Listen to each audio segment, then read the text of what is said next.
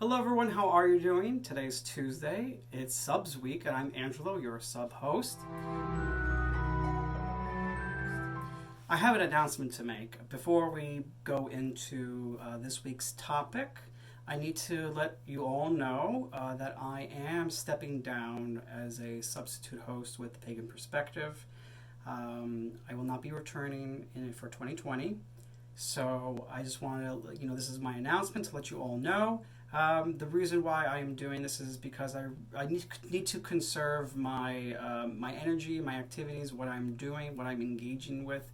I always feel like I'm spread too thin because my attention is pulled with many activities, many groups and things are going on, and I really in the new year I really want to try and change things and do things a little bit different. So I really want to conserve my energies and my activities and what I am engaged with, so I can focus better on my projects. I'm also halfway through my master's program, and I haven't started my thesis yet, so I really need to do my thesis, and I need all the time I can get to put my mind power to those sorts of things.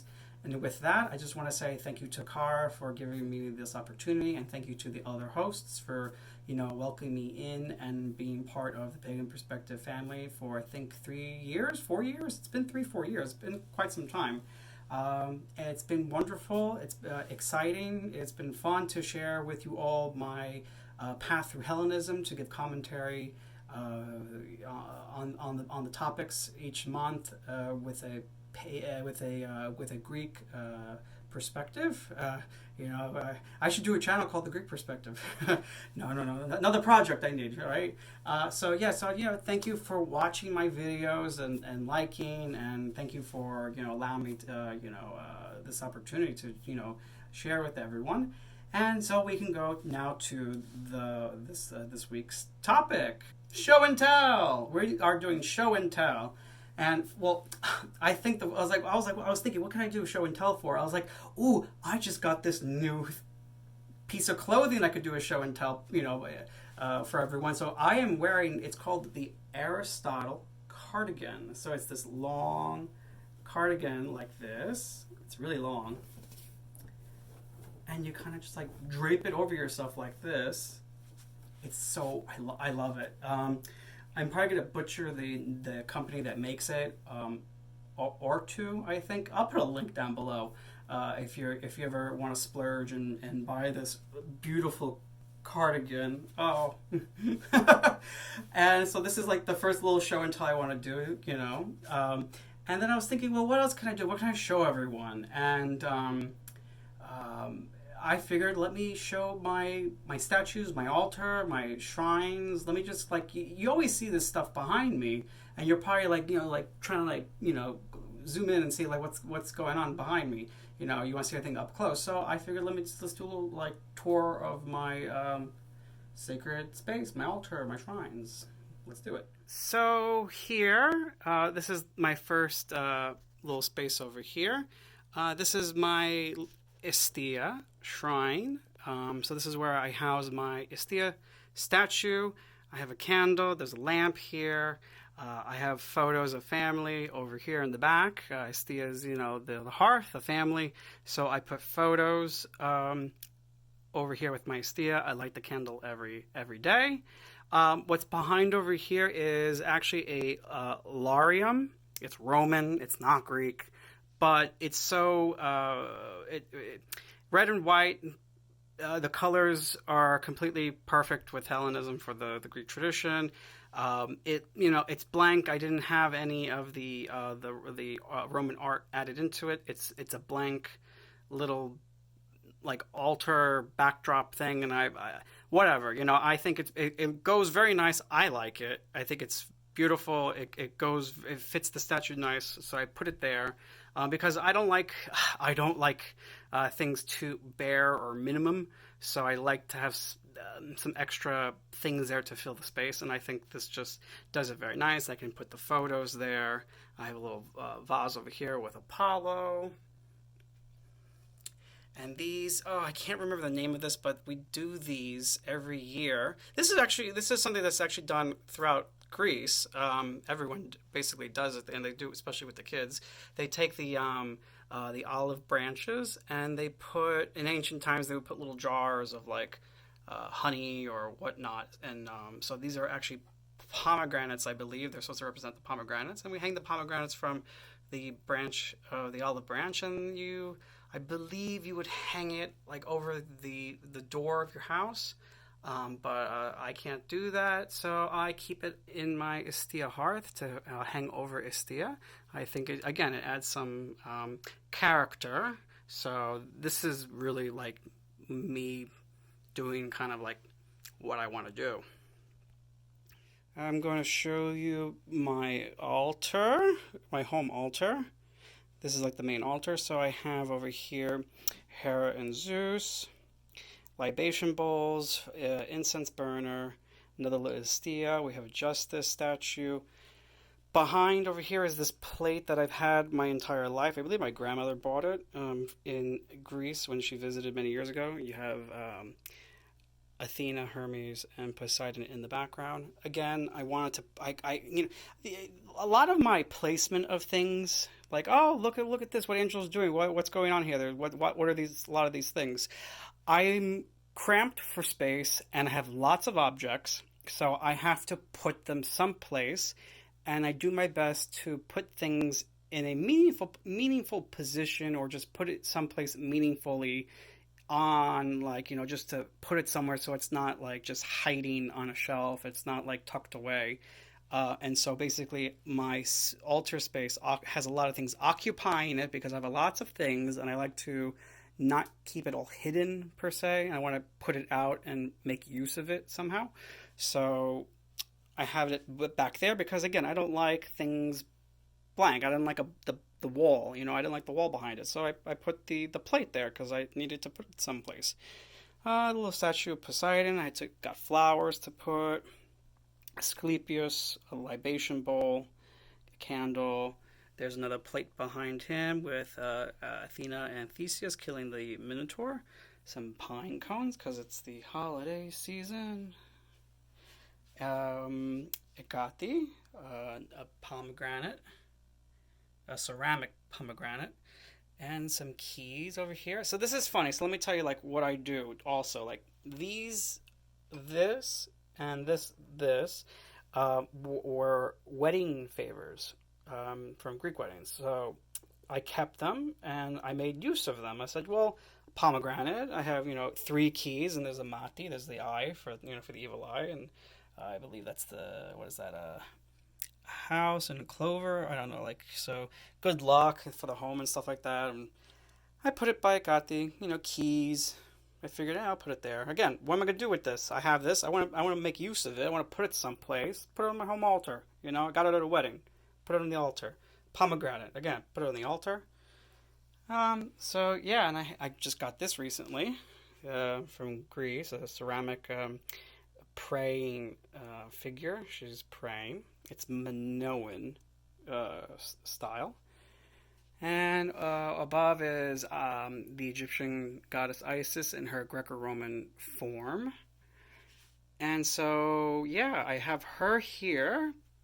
I think I explained this in another video. So I have Artemis, Apollo, and then I have Isis in the middle. There's no real reason for Isis to be here other than I want her there. So again, I have space in the middle. I put the wall. I can't remember what that thing is called. Anyway, it's a niche, the wall niche. I had this wall niche, had it for a long time. Usually put a statue in there. I put Isis in there because Isis was the first goddess to have, for me to have any kind of meaningful connection with any sort of ancient religion. When I started going down that path, a friend of mine, he is a priest of Isis, and so I got introduced to this world through Isis, and I had a dream of Isis. So I honor her by keeping her in the center, prominent wherever I do altar-wise or shrine-wise. I make sure she is there as a reminder of where I began, where I started, and to honor her for that, and to keep her in my mind and in my sight. And also interesting, I have Artemis and Apollo here, and Isis had a temple on the island of Delos, which is where Artemis and Apollo were born. So again, this arrangement here that I did reminds me. It makes me think of Delos, the island, and her temple there, the two gods over here. So it's my way of remembering these things. So yeah, this is the main home altar. So like, let's say it's I wake up in the morning. I'll do my Astia, light the candle, say a prayer. I will probably then move over here, light my altar over here for Hera and Zeus. Make a libation, burn some incense, and go about my day. And over here is my shrine to Zeus. So you've seen this. I always post photos of this shrine. I love this shrine. So this this is actually an IKEA bookshelf. And what I did was I bought it and I didn't install one of the shelves. So if you look over here, there's where you're supposed to put the pegs for the shelf. I didn't put it in there. And I didn't really measure. I got like a rough estimate. And I was like, oh, the statue should fit. So when I put it together and I finally put the statue in, it did fit. Look at that. Look how perfect that fits. So, like, was designed for Zeus, I say. This is like perfect. So, again, so what you're seeing here is a lot of me. My sense of wanting to decorate. How do I put a shrine together? There's some basic things that I know, like candles, and incense. There's an incense holder over there. A nice colorful runner. Personality. Purple. Purple is a color of royalty, and he is the king of the gods. So what color, makes sense to put for Zeus other than purple? The most royal color that you can give goes to the king of the gods. So that's why that's why that's there, purple. And I like bling, so this is kind of like blinged out a little bit. So that's what you get with me, bling. Nice candlesticks over here, and again a little bit more bling. There's crystal in them, so they sparkle and shine. And the statue itself. And I got this statue from Greece. Came in the mail, gigantic box.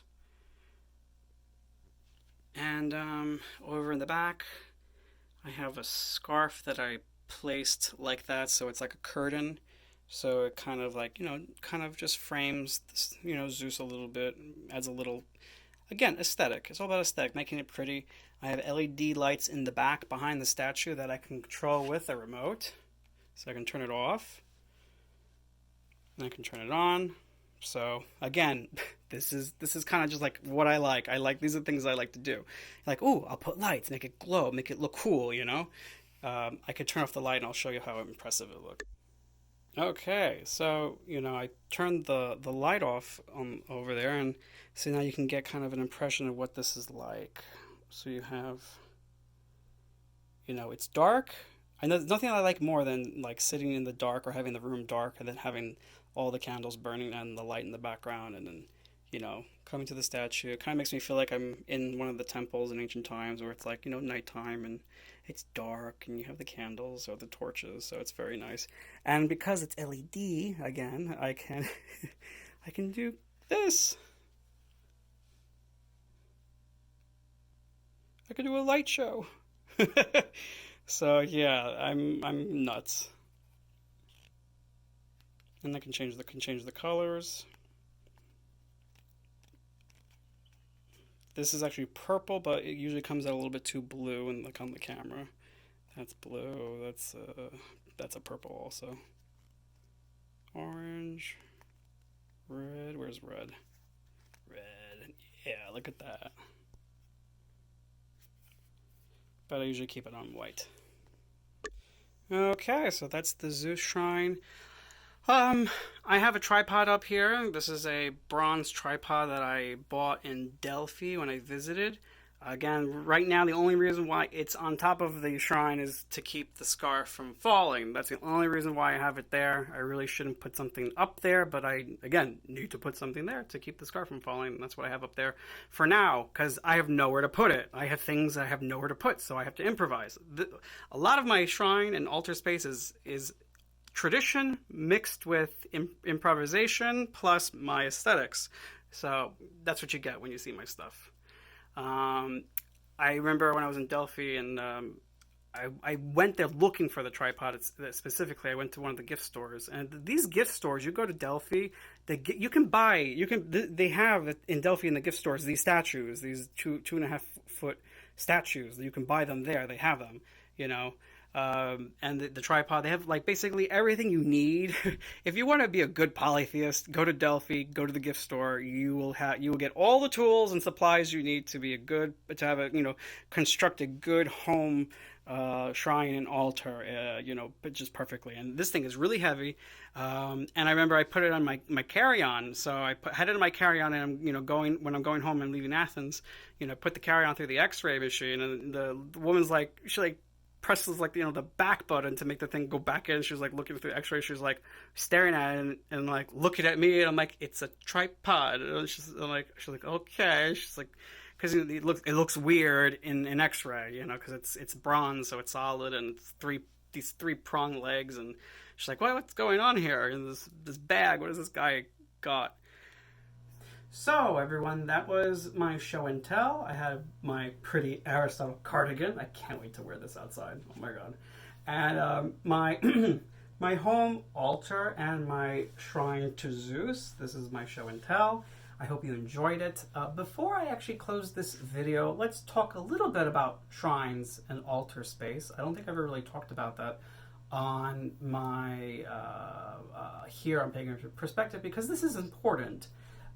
Your home shrine, so your home worship, your home devotions, what you do at home, it largely has to reflect you. You have to be able to say, this is mine, and make it personal to you so you can connect with it, because that's important, number one. Any religion, any spiritual tradition, path, you have to connect with it. And there's a lot of freedom in this to customize and make your own, to a certain degree, without going overboard and, making it unrecognizable to others. Because so here's the balance. It's always about balance. So I'm part of Hellenism. I do the Greek tradition.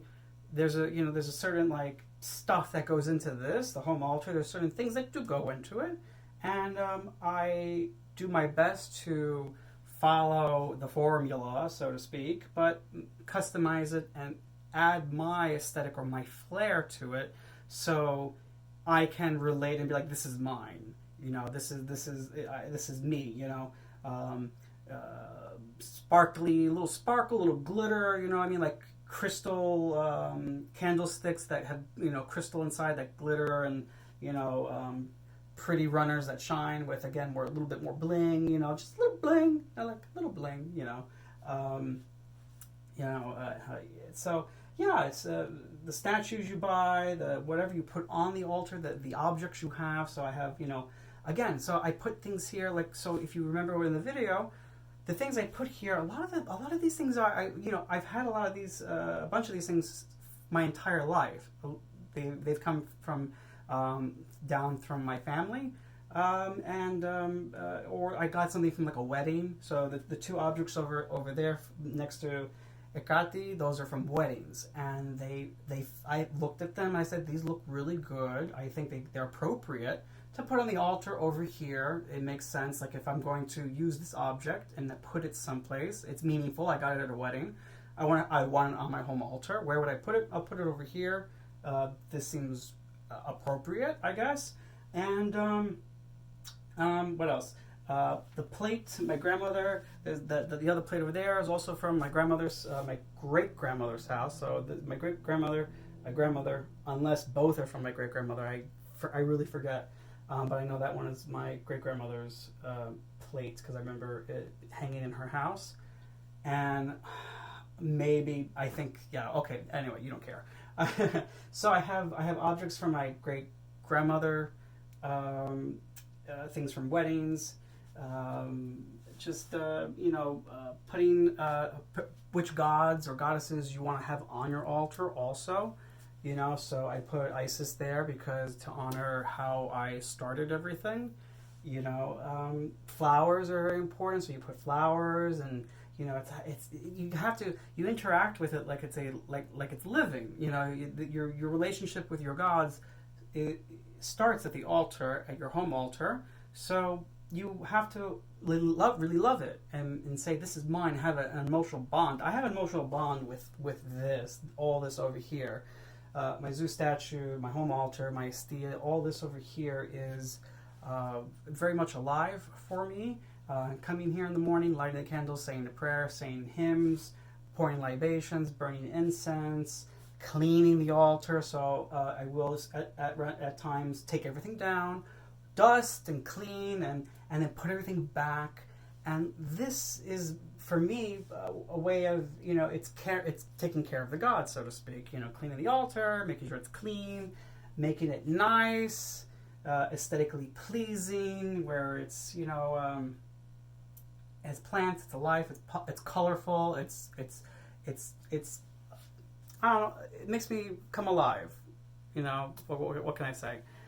So, when you do your home altar, take that into consideration. Your home altar and shrines, they represent you, and they represent your tradition. So what is it that you do?